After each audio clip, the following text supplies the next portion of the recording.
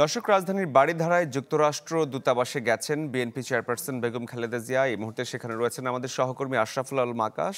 বিস্তারিত তার কাছ থেকে জানবো। আকাশ, বিএনপি চেয়ারপারসন আসলে কখন গেছেন এবং কি উদ্দেশ্যে গেছেন, সাথে অন্য কেউ আছেন কিনা? শরীফ, 2টা 15 মিনিটে ঠিক এখন থেকে 5 থেকে 7 মিনিট আগে কিন্তু বিএনপি চেয়ারপারসন বেগম খালেদা জিয়া এই ইউএস এম্বাসিতে তিনি এসেছেন। আর দুপুরের পর থেকে মূলত গুঞ্জন শোনা যাচ্ছিল যে তিনি আজকে ইউএস এম্বাসিতে আসবেন। তার ভিসার আবেদনের গুঞ্জনও রয়েছে। এছাড়াও যদি বলে রাখি, ইউএস এম্বাসিতে আজকে দুপুরের যে মধ্যাহ্নভোজ, তিনি সেখানেও অংশগ্রহণের একটি কথা রয়েছে। এখন পর্যন্ত আসলে তিনি কি কারণে গিয়েছেন নির্দিষ্ট করে বলাটা মুশকিল। তার সাথে এখানে তার যারা সফরসঙ্গী ছিলেন, এছাড়া নিরাপত্তার বহরের দায়িত্বে যারা ছিলেন তারাও কিন্তু এসেছেন। সবাই বাইরে অপেক্ষা করলেও খালেদা জিয়াকে বহনকারী যে গাড়িটি, সেইটি কিন্তু ভেতরে প্রবেশ করেছে। সেখানে আমরা আসলে রাজনৈতিক নেতৃবৃন্দ, বিএনপি যারা সিনিয়র নেতা ছিলেন, তাদের কাউকে কিন্তু তেমন একটি দেখতে পারিনি। সেখানে আমরা পরিবারের কয়েকজন সদস্যকে দেখতে পেয়েছিলাম।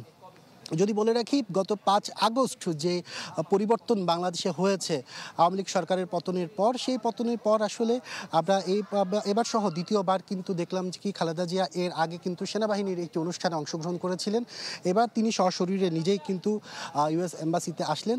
সব কিছু মিলে বলা যাচ্ছে যে কি, যে পট পরিবর্তন, সেই পট পরিবর্তনের সাথে সাথে আমরা দেখছি যে রাজনৈতিক একটি হালচাল, সেটিও দেখা যাচ্ছে। আর ইউএস এম্বাসিতে বিএনপি চেয়ারপারসনের আসলে আসার যে মূল উদ্দেশ্য, সেটি আসলে আমরা এখান থেকে বের হওয়ার পর তার প্রেস উইংয়ের দায়িত্বে যারা ছিলেন, তারা যদি নির্দিষ্ট করে কেউ কিছু বলেন, তখনই আসলে আমরা মূল কথাটি জানতে পারবো। তবে এখানে আমরা গণমাধ্যম কর্মীরাও আছি।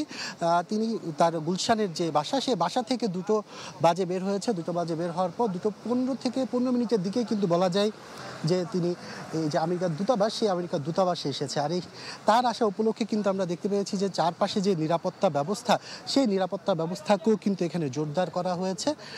তিনি কিন্তু এই কিছুক্ষণ আগে এখানে এসে প্রবেশ করেছে। দুপুরে যে তার মধ্যাহ্নভোজের কথা রয়েছে, সেটি আসলে এখানে তিনি করবেন। আর যে কাজগুলো আছে সেগুলো করে মূলত আজকের কি সিদ্ধান্ত হচ্ছে, সেটি আমরা কিছুক্ষণ পর তিনি বের হওয়ার পরেই মূলত জানতে পারবো। শরীফ। আকাশ, ধন্যবাদ আপনাকে। দর্শক, বারিধারায় যুক্তরাষ্ট্র দূতাবাসের সামনে থেকে সহকর্মী আশরাফুল আলম আকাশ যোগ দিয়েছিলেন।